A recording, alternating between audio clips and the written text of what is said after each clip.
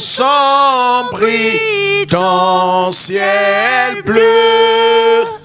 Au lieu de paix sur la tête, compte les bienfaits de Dieu. Est-ce qu'on peut chanter tous ensemble? Compte les bienfaits de Dieu. Mets-les tous devant tes yeux. Tu verras en adorant combien le nom en est grand. Compte les bienfaits de Dieu. Mets-les tous devant tes yeux. Tu verras en adorant. Merci. Le nom en est grand. Seigneur, nous te bénissons pour ta parole. Merci parce que tu l'as dit, que ta parole est véritablement une lumière sur notre chemin. Éclaire-nous, Seigneur notre Dieu, que je diminue, que toi seul sois élevé ce soir. Enseigne-nous, éclaire-nous et guide-nous dans ces temps difficiles. Amène-nous à demeurer fermes et enracinés dans la foi. Et révèle-nous, Seigneur notre Dieu, tous les ennemis, Seigneur notre Dieu, qui combattent notre foi. Merci de nous conduire jusqu'à bon port pour ta gloire au nom de Jésus. Amen. Que Dieu vous bénisse. Veuillez vous asseoir dans vos maisons et prenons tous nos Bibles. Hébreux chapitre 12. Hébreux chapitre 12. Hébreux chapitre 12, le verset 1 jusqu'au verset 3. Hébreux chapitre 12. Hébreux chapitre 12. Voilà, Hébreux chapitre 12, le verset 1er jusqu'au verset 3. Nous lisons la parole de Dieu. Nous donc, puisque nous sommes environnés d'une si grande nuée de témoins, rejetons tout fardeau et le péché qui nous enveloppe si facilement, courons avec persévérance dans la carrière qui nous est ouverte, ayant les yeux, les regards sur Jésus, le chef et le consommateur de la foi, qui en vue de la joie qui lui était réservée, a souffert la croix, méprisé l'ignominie et s'est assis à la droite du trône de Dieu.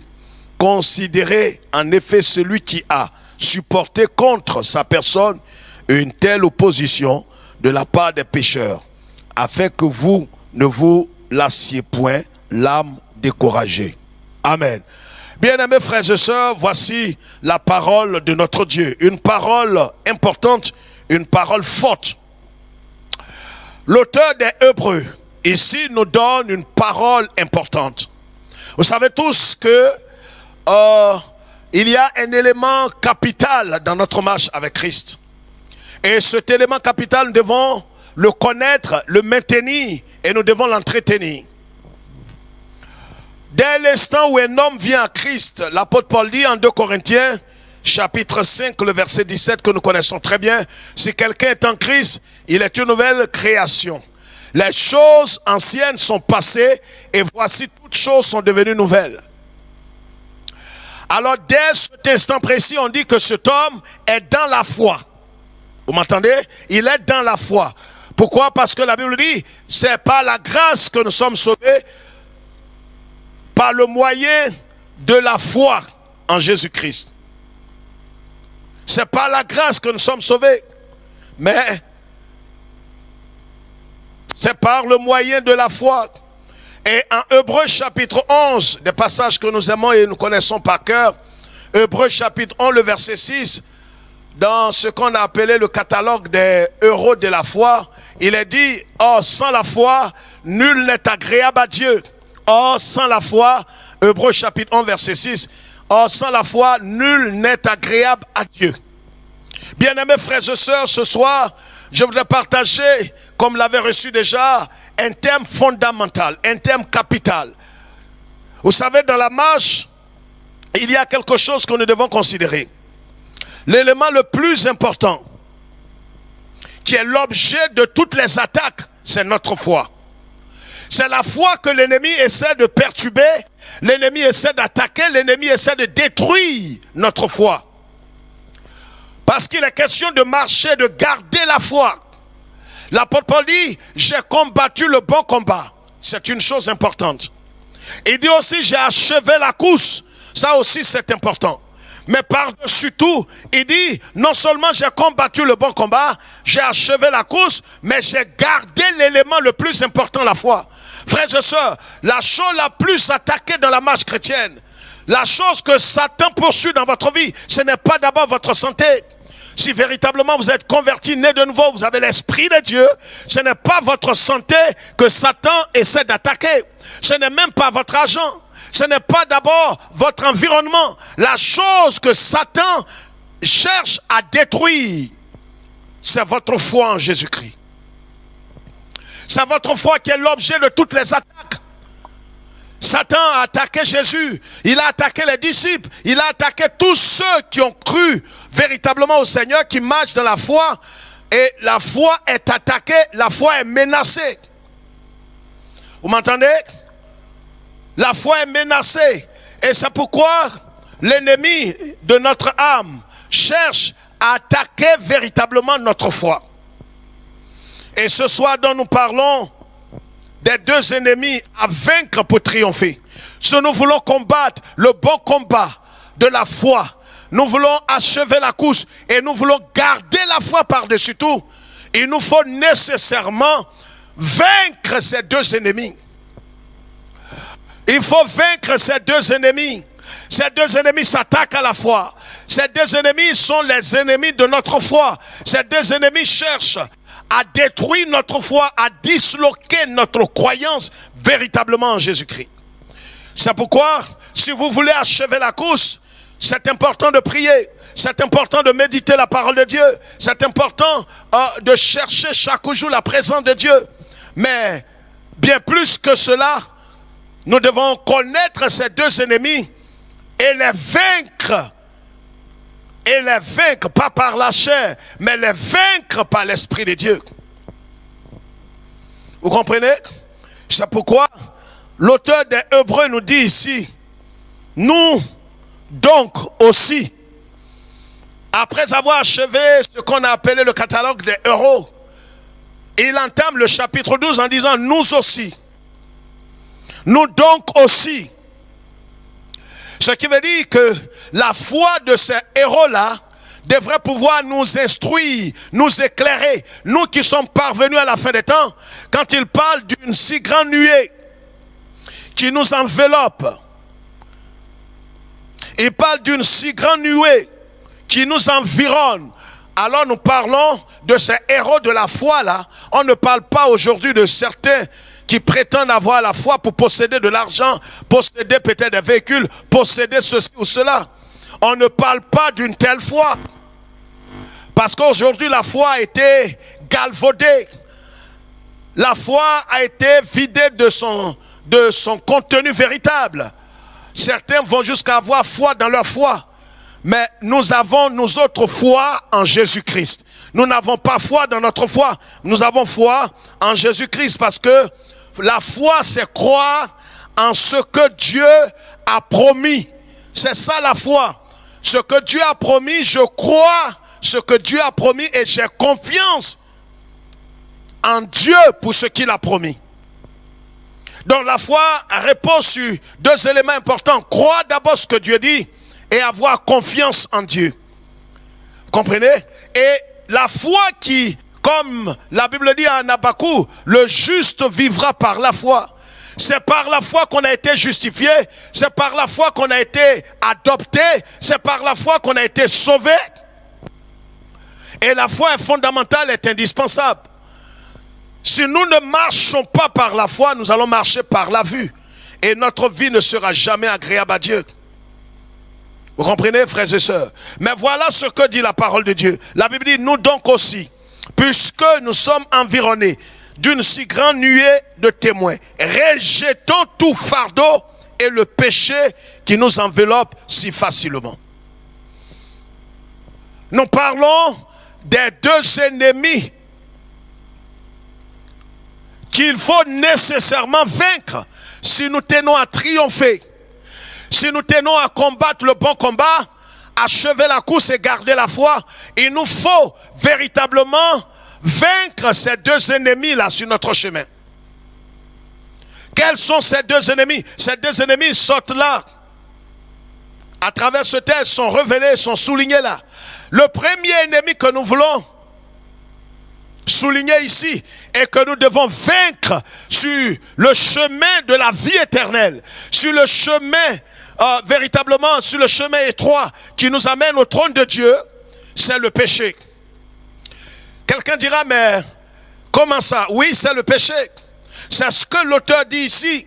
Rejetons tout fardeau et le péché qui nous enveloppe si facilement. Bien-aimés frères et sœurs, le péché nous enveloppe si facilement.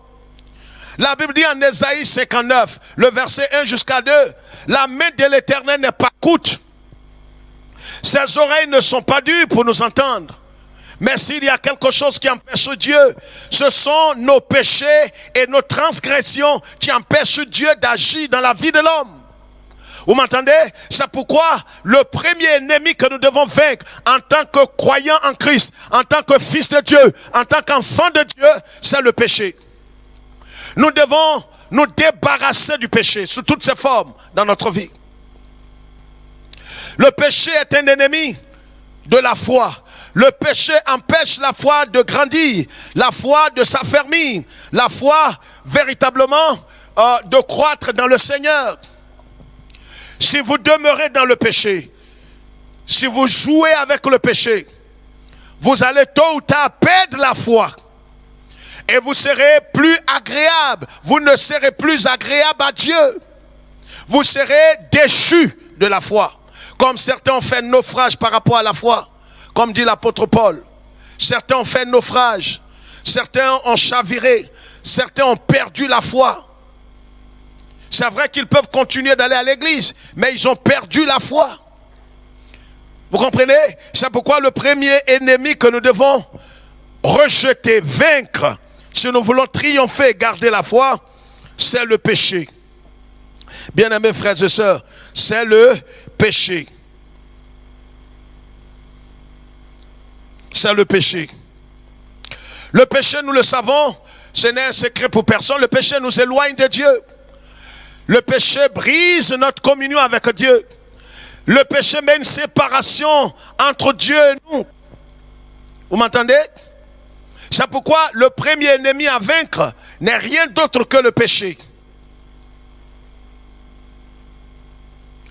Et pour tous ceux qui ont reçu Jésus comme sauveur et Seigneur de leur vie, l'apôtre Paul nous dit en Galates chapitre 5, ne marchez pas selon la chair. En d'autres termes, marchez selon l'esprit et vous n'accomplirez pas les désirs de la chair. Et le même Paul, en parlant aux Galates, dit que ceux qui sont en Christ, et il dit les mêmes choses aux Romains. Dans son épître aux Romains, il leur dit, ceux qui sont en Christ ont crucifié la chair. Lisons ce passage de 1 Jean chapitre 3. 1 Jean chapitre 3. Vous allez voir une chose importante. Vous savez, le péché est grave. Et si vous voulez voir la gravité du péché, il faut voir la façon dont le Christ s'est sacrifié à la croix du Calvaire. Comment le Christ est mort. Comment le Christ a payé le prix pour nos péchés. Voyez comment il a été défiguré. Regardez comment il a été traité comme le plus vulgaire des bandits. Ne jouons pas avec le péché. Le péché va briser notre communion avec Dieu. Le péché va détruire notre foi en Christ. Le péché va nous éloigner de Dieu et va nous exposer aux démons. Mais pour tout véritable enfant de Dieu, on ne pratique plus le péché. Vous m'entendez? Si réellement je suis né de nouveau, si réellement je suis passé de la mort à la vie, si réellement j'ai reçu Christ comme sauveur et Seigneur de ma vie, il y a quelque chose qui se manifeste dans ma vie. La crainte de Dieu, l'obéissance à la parole de Dieu. Parce que le Seigneur dit, si vous m'aimez, gardez mes commandements. Nous parlons des deux ennemis qu'il faut vaincre. Et le Saint-Esprit nous donnera la force, la capacité de vaincre ces deux ennemis. Mais Dieu ne nous forcera pas. Souvenez-vous en Deutéronome chapitre 30. Dieu dit, je mets la vie et la mort devant toi. Mais je t'encourage à choisir la vie pour vivre. Dieu ne vous forcera pas. Ce soir, en écoutant ce message, aujourd'hui nous sommes le 28 avril.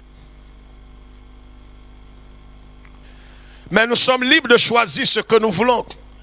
Mais le Seigneur dit, tu es libre de choisir ce que tu veux.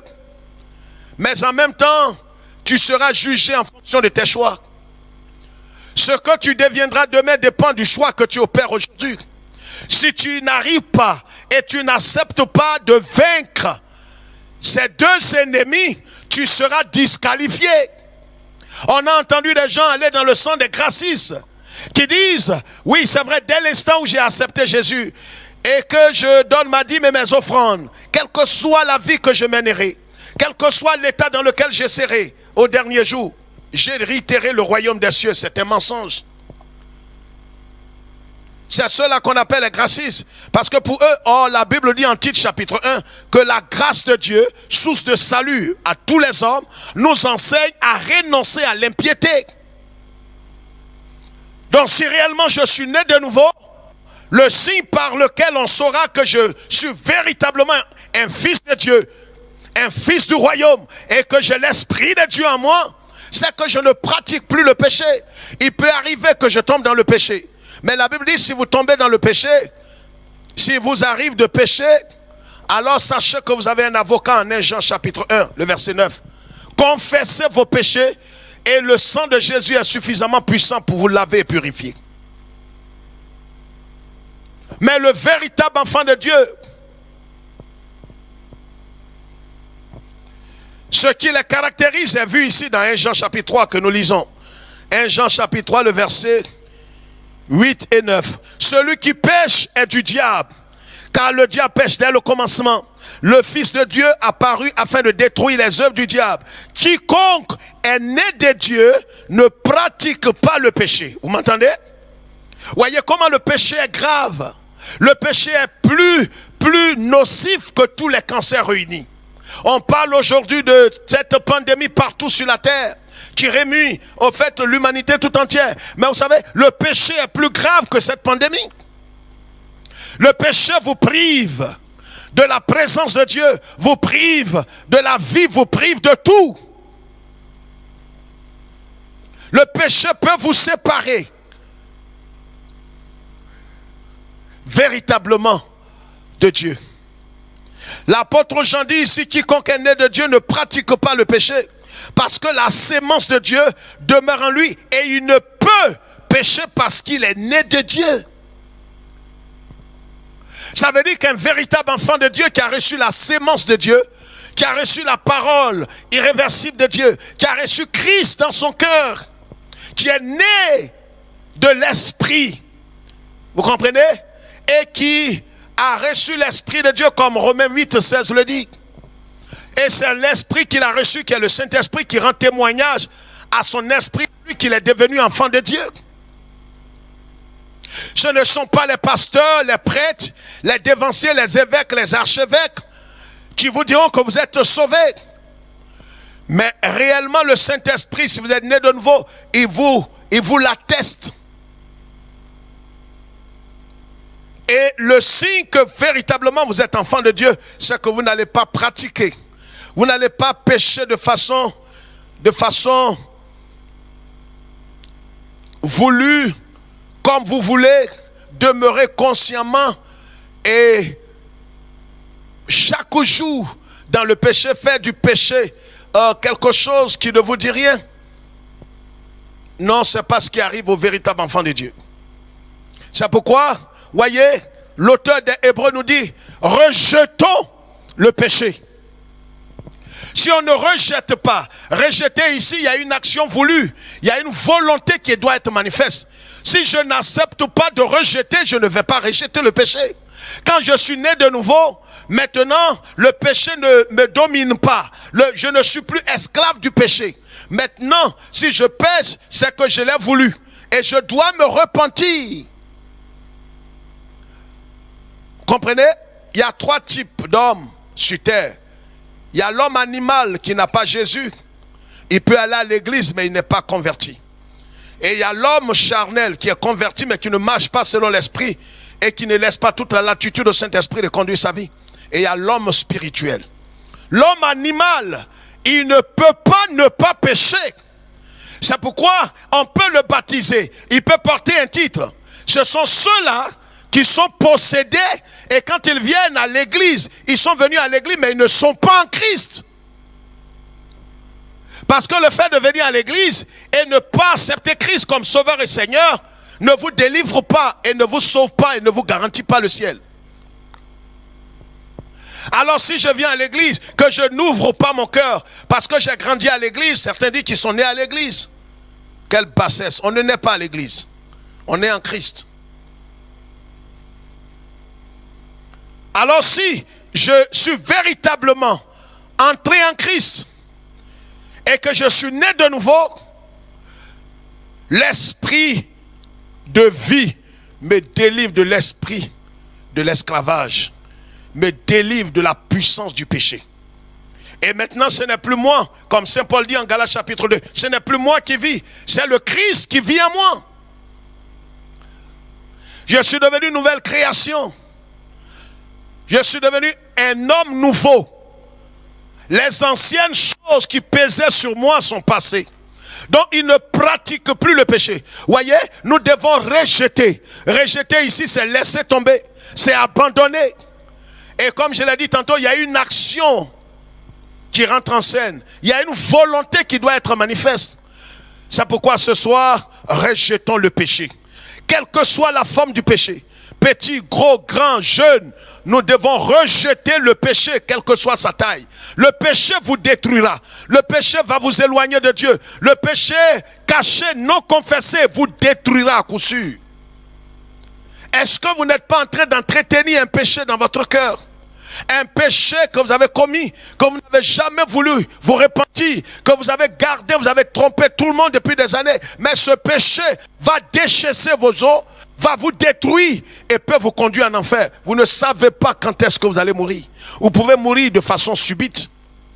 Et pourquoi ne pas se repentir, avouer ce péché caché et vous débarrasser?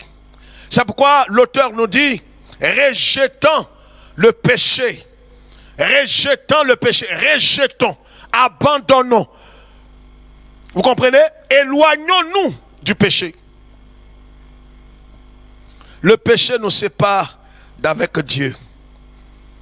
1 Jean chapitre 5. Voyez, nous avons vu là, celui qui est né de Dieu ne pratique pas le péché. Même si il peut arriver qu'il tombe dans le péché, mais il ne pratique pas, il n'est pas esclave du péché. 1 Jean 5, verset 18. Nous savons que quiconque est né de Dieu ne pêche point. Mais celui qui est né de Dieu se garde lui-même et le malin ne le touche pas. Voilà ce qui est clair. Celui qui est né de Dieu, ce n'est pas parce qu'on le visite, ce n'est pas parce qu'on prie pour lui, rien contre cela, ce sont des éléments importants pour les nouveaux convertis. Mais ce n'est pas parce qu'on te poursuit que tu vas demeurer ferme. On peut t'appeler à longueur de journée, on peut faire la police autour de toi comme cela se fait dans beaucoup de milieux évangéliques. On peut te suivre, on peut t'encadrer, mais si tu n'as pas la sémence de Dieu, tu ne seras pas gardé. Ce n'est pas l'huile d'olive qu'on met sur toi qui va te préserver des démons. Sortez de l'idolâtrie. Regardez ce que la Bible dit. C'est pourquoi l'auteur nous dit, gardez la foi. Si vous voulez véritablement garder la foi, combattre le bon combat, achever la course et garder la foi, rejetez ces deux ennemis. Il vous faut vaincre ces deux ennemis. Et le premier ennemi, c'est le péché. L'ennemi de la foi, c'est le péché. Vous comprenez? Et l'apôtre Jean nous dit ici que nous savons que ce qui est né de Dieu ne pêche point, mais ce qui est né de Dieu se garde lui-même. Vous avez compris? Ce n'est pas la prière que le bishop va faire qui va te garder. Et il ne faudrait plus qu'on soit des moutons. Ce n'est pas la prière du prophète qui va te garder. Vous m'entendez là? L'archevêque, sa prière, c'est pour lui et sa femme et son mari ou son père et sa mère. La Bible dit, celui qui est né de Dieu, il se garde lui-même. En d'autres termes, il s'éloigne du mal de façon volontaire. Par la puissance du Saint-Esprit, il s'éloigne du mal. Il se garde lui-même. Et comme il se garde lui-même, parce que le boulevard des démons, c'est le péché. Là où le péché triomphe, les démons viennent s'installer. C'est pourquoi un véritable chrétien né de nouveau ayant l'Esprit de Dieu ne peut pas être possédé. Jusqu'à ce que tu perdes l'esprit. Jusqu'à ce que tu redeviennes esclave du péché pour devenir esclave des démons. Vous comprenez?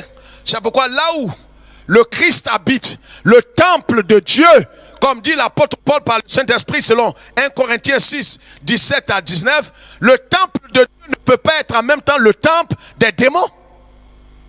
Mais ces bassesses-là sont rentrées parmi les évangéliques. On va jusqu'à dire, c'est vrai, tu es sauvé, mais maintenant tu es possédé, tu es maintenant sous la malédiction ancestrale, sous la malédiction générationnelle, quelles sont ces idioties et ces escroqueries spirituelles? Et des hommes irresponsables, ils veulent mettre tout sur les démons. C'est le démon qui me pousse à voler. C'est le démon qui m'a poussé à être adultère. Le démon m'a poussé à être infidèle. Tu es malhonnête. Tu es un irresponsable. Un homme sans valeur. Tu n'es pas digne. Vous comprenez? Le démon ne peut pas te contraindre conformément à cette parole. La Bible dit, celui qui est né de Dieu se garde lui-même. Comme il se garde lui-même, le malin ne le touche pas. Le malin ne peut pas le toucher, ne peut pas le manipuler, ne peut pas le troubler. Parce qu'il a la sémence de Dieu en lui. Le démon peut rôder autour de lui, mais il ne peut pas le toucher. Pourquoi? La sémence est en lui. Pas l'huile, pas le sel, pas la pochette du bishop vendu. Mais je parle de la sémence qui est Christ et dans son cœur. Rejetons le péché sous toutes ses formes. Le péché non confessé. Le péché volontaire. Rejetons le péché. Le ressentiment, le manque de pardon, la haine, l'impudicité, la débauche, le vol, la fornication, l'avortement et toutes ces choses-là, nous devons les rejeter. Et pour rejeter une chose, il faut que tu acceptes que c'est un péché et que cela est contre Dieu. Parce que le péché en vérité c'est contre Dieu. David a péché dans le psaume 51, il dit, c'est contre toi j'ai péché. Quand nous péchons, c'est contre Dieu. Et si vous êtes marié, vous avez péché contre Dieu et contre votre conjoint ou votre conjointe. C'est pourquoi si vous avez un peu de dignité, vous devez vous repentir véritablement. Si c'est un péché du sexe, vous devez être honnête pour dire, voilà, j'ai péché contre Dieu, mais j'ai péché contre toi. Sinon, si tu meurs dans cet état, tu perdras ton âme. Bien-aimés, nous devons rejeter le péché. Rejetons le péché. Le péché nous détruira. Le péché brise notre communion avec Dieu. Le péché nous retarde. C'est pas que la main de l'Éternel soit coûte. On met tout sur les démons. Or souvent, c'est cause de péché. Vous comprenez? Comment, pour le chrétien véritable né de nouveau, comment il doit véritablement permettre au Saint-Esprit d'opérer la délivrance dans son cœur? Le chrétien né de nouveau ayant l'Esprit de Dieu, sa délivrance ne passe pas par chasser les démons dans sa vie. Il va tomber, il va vomir. Non. Tu es possédé, tu n'as jamais été converti. Vous comprenez? Ce n'est pas un débat. C'est un fait. Je persiste et je signe. Vous comprenez? Regardez la délivrance du chrétien. Romains chapitre 6. Voilà comment s'opère véritablement la délivrance du chrétien. Contrairement à tous les mensonges et des idioties que annoncent certains pasteurs mal affermis et des brebis moutons qui veulent bien les écouter. Romains chapitre 6.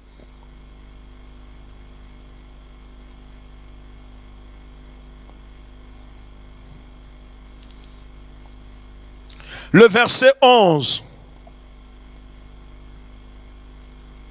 nous dit ici une chose importante. Il dit, ainsi vous-même, regardez-vous comme mort au péché et comme vivant pour Dieu en Jésus-Christ. Ainsi vous-même, surtout que vous avez été crucifié avec Christ, surtout que le vieil homme, qui est la nature adamique, a été crucifié à la croix avec Christ. Maintenez ce vieil homme qui est l'arbre du péché, qui est l'auteur de tous les péchés. Laissez-moi vous dire une petite chose. Vous savez, quand vous venez à Christ, on confond ça très souvent. Quand vous venez à Christ, vous recevez une deuxième nature qu'on appelle le nouveau homme ou le nouvel homme avec un seul L. La nouvelle création.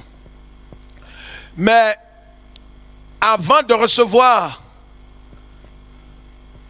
l'homme nouveau ou la nouvelle création, vous aviez ce qu'on appelle le vieil homme qui a été crucifié, mais qui n'a pas été annihilé, qui n'a pas disparu. Il est en vous. Et son principe d'action est la chair. C'est pourquoi, quand nous venons à Christ, tout chrétien véritable, né de nouveau, a ces deux natures. La nature adamique et la nature divine. Cette nouvelle nature que nous recevons ne peut pas pécher. C'est de cette nature que parle l'apôtre Jean dans 1 Jean chapitre 3 que nous avons vu. Cette nature-là ne peut pas pécher. Parce qu'elle est conçue véritablement dans la justice, la vérité et la sainteté. Ces trois aspects. Donc c'est la nature de Christ. Elle ne peut pas pécher. Mais ce qui nous amène à pécher, c'est le vieil homme. Et c'est ce vieil homme que l'apôtre Paul, parlant aux Romains, dit, maintenez ce vieil homme dans la mort. Le vieil homme a été crucifié. Ce qui est crucifié est maudit. Maintenez-le dans la mort. Si vous le maintenez dans la mort, vous aurez toujours de la victoire en Jésus-Christ. Mais si vous le laissez se manifester, vous le laissez en action, alors votre vie sera méconnaissable. La nature divine en nous ne peut pas pécher. C'est pourquoi l'apôtre Jean dit que ce qui est né de Dieu ne pratique pas le péché.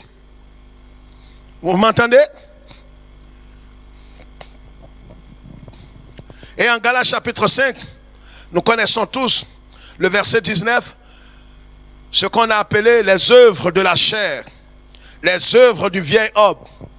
Le péché, la débauche, la haine, le meurtre, la nouvelle nature, la nouvelle création ne peut pas pécher. La nouvelle création, le nouvel homme a la nature de Christ. Ne peut pas pécher. Comme Christ ne peut pas pécher, la nature divine ne peut pas pécher. C'est pourquoi l'apôtre Paul, parlant aux Romains, dit, considérez-vous comme mort au péché. Maintenez le vieil homme dans la mort. Si vous vous considérez comme mort face au monde, parce que l'apôtre dit, nous avons été crucifiés. Le monde a été crucifié pour nous. En d'autres termes, le monde est maudit pour nous. On ne touche pas ce qui est maudit. Si vous permettez à ce qui est maudit d'être manifesté dans votre vie, vous placez vous-même dans la malédiction. Vous m'entendez? Le vieil homme a été crucifié. Et la Bible dit, maudit soit quiconque est pendu au bois. Oh, le vieil homme a été crucifié. Considérons-nous comme morts au péché et nous n'accomplirons pas les désirs de la chair. Alléluia. Voilà le secret pour vivre et triompher du péché. Le péché sous toutes ses formes. Le péché sous toutes ses formes. Le deuxième ennemi que nous devons vaincre, c'est le fardeau. Quelqu'un me dira, pasteur, le fardeau? Oui, le fardeau. En Matthieu chapitre 11, le verset 28, Jésus dit, venez à moi, vous tous qui êtes fatigués et chargés, je vous donnerai du repos. Chargé de quoi? Vous savez, le fardeau, il faut faire très attention.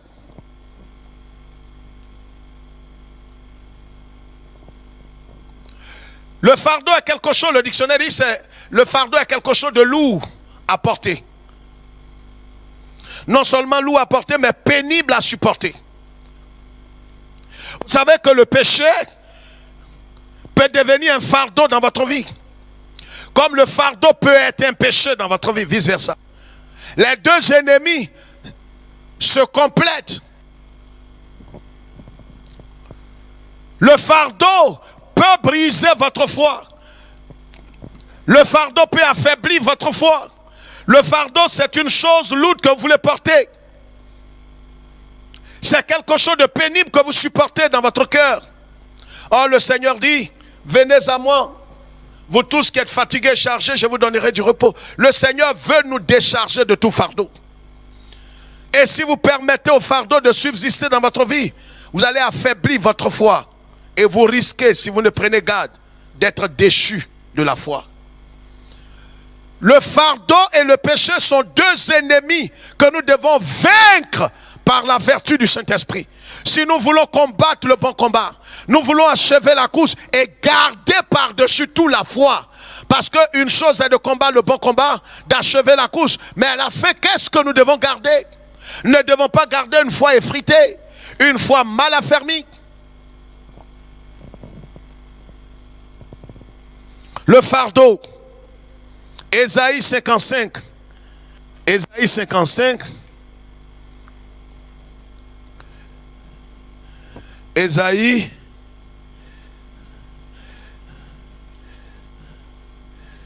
55, le verset 23. Nous allons lire rapidement. Nous savons que le temps est avancé. Ésaïe 55, verset 23. 55, le verset 23.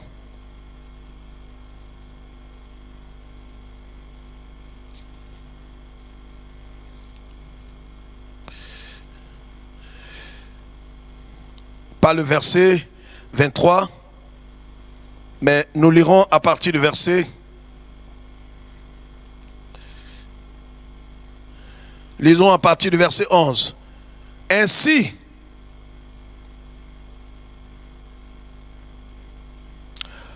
en est-il de ma parole qui sort de ma bouche, elle ne retourne point à moi sans effet, sans avoir exécuté ma volonté et accompli mes desseins. Oui, vous sortirez avec joie, vous serez conduits en paix, les montagnes et les collines éclateront d'allégresse devant vous, et tous les arbres de la campagne battront des mains.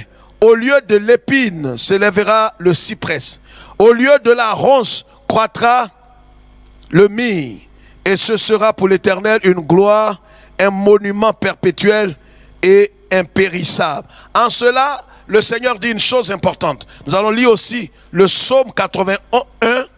Le psaume 81. Psaume 81.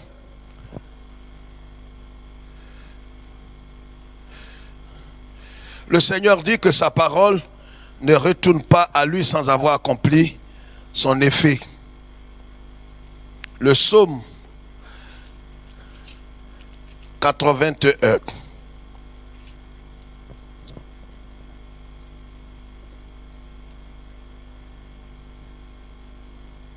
Le verset 7.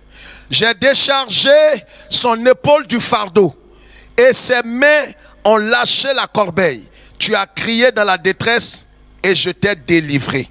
Voilà ce que dit le psaume d'Asaph, l'un des disciples de David. Il dit, je t'ai délivré, je t'ai déchargé, j'ai déchargé ton épaule de tout fardeau. Ça veut dire que le vœu de Dieu est de nous décharger de tout fardeau, de toute chose que nous portons qui pèse sur nous. Vous savez, vous pouvez avoir un fardeau dans votre vie, dans votre cœur, qui peut vous éloigner de la foi. C'est pourquoi en Matthieu chapitre 6, Jésus dit une chose importante, à partir du verset 30 et suivant. Il dit, ne vous inquiétez de rien. Cherchez premièrement le royaume et la justice de Dieu. Vous savez, on peut avoir des soucis. On peut avoir des préoccupations qui peuvent être des fardeaux pour nous. Quelque chose que nous transportons. Quelque chose que nous supportons. Qui nous écrase, qui nous abaisse, qui nous éloigne, qui brise de temps à autre notre communion avec Dieu, qui nous affaiblit. Vous savez, quand vous portez un fardeau, surtout quand vous avez un souci permanent dans votre vie, ça peut être un fardeau. Vouloir apparaître, le fardeau de devenir un tel, d'avoir une telle chose, d'avoir ceci ou cela, ça peut devenir un fardeau. Au point où nous ne pouvons plus compter sur la grâce de Dieu. Nous ne comptons plus sur la bonté de Dieu, sur la miséricorde de Dieu. Nous comptons sur nos propres capacités, nos réseaux propres. Nous comptons sur nos connexions à nous. Aujourd'hui, plusieurs transportent des fardeaux. Et ces fardeaux-là ont amené certains à ne plus avoir confiance en Dieu. Parce qu'ils ont dit, mais où est la main du Seigneur? Si réellement Dieu est avec moi, où sont les miracles dont nos pères nous ont parlé? Décharge-toi sur Christ, comme il a dit. Déchargeons-nous sur le Seigneur. Il est prêt. Pourquoi se charger? Vous savez, c'est un peu l'histoire d'une dame qui revenait des champs et qui a été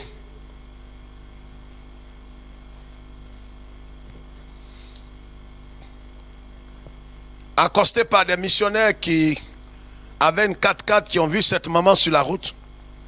Elle venait des champs avec son bagage, un gros panier rempli de vivres. Ils l'ont pris dans leur voiture, dans leur véhicule. La maman, elle est assise dans la voiture et elle avait en même temps son panier sur sa tête. En même temps qu'elle est dans le véhicule, elle continue de porter son fardeau. C'est le triste portrait de plusieurs chrétiens aujourd'hui. Si nous venons à Christ, le Seigneur dit, venez à moi et je suis prêt à me charger de vos fardeaux. Le fardeau peut être un souci, peut être quelque chose qui nous pèse, peut être une préoccupation qui peut être légitime.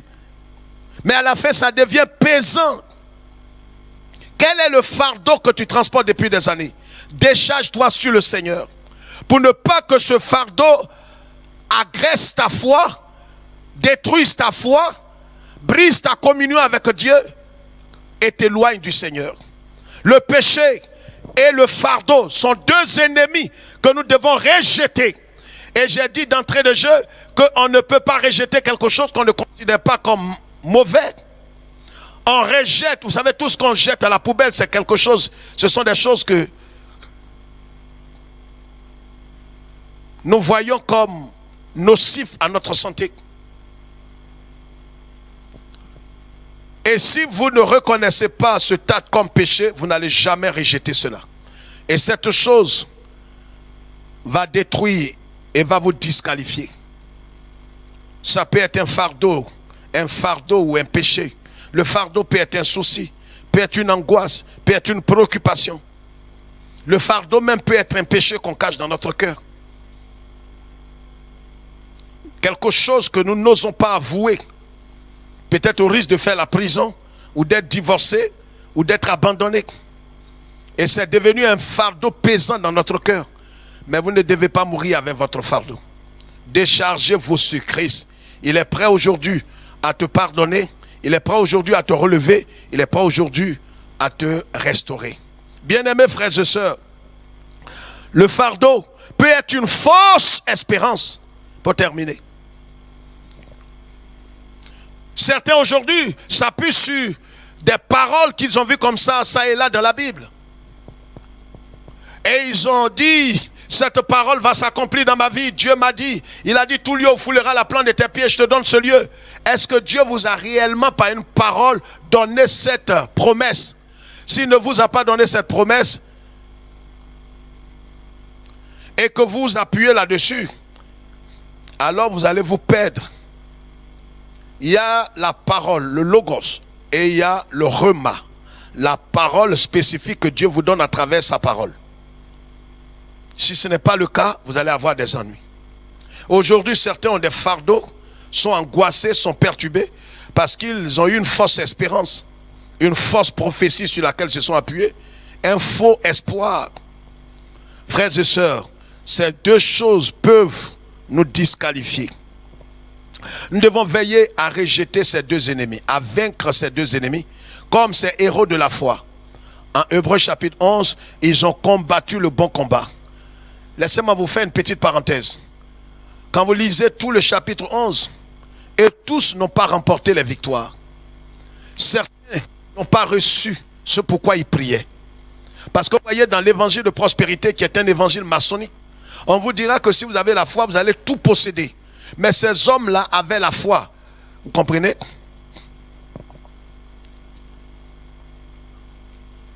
Permettez que je vous lise un pan. Le verset,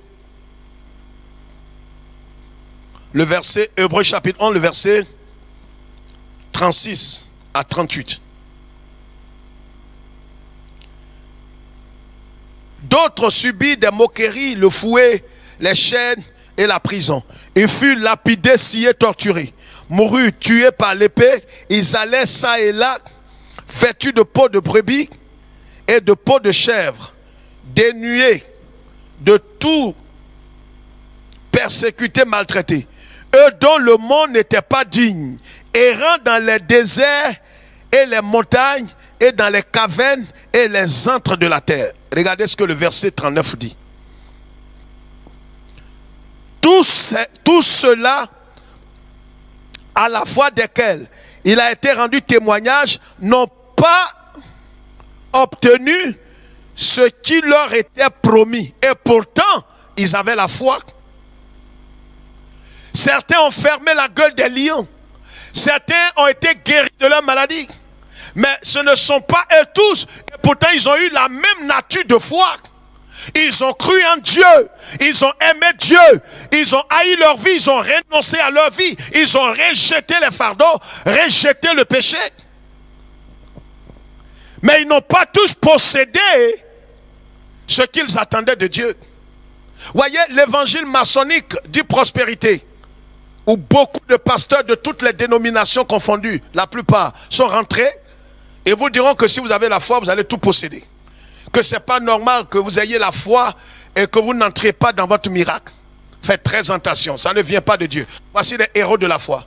Ils avaient la foi, ils craignaient Dieu, ils ont été agréés par Dieu, mais tous n'ont pas reçu ce qu'ils attendaient. Frères, c'est pourquoi nous devons marcher à la lumière de la foi de ces hommes. Voilà, ce sont ces hommes-là que le chapitre 12 parle, quand il parle d'un si grand nombre de témoins. Nous devons imiter la foi de ces hommes, imiter la façon de vivre de ces hommes. Et c'est pourquoi ne laissez rien distraire votre foi.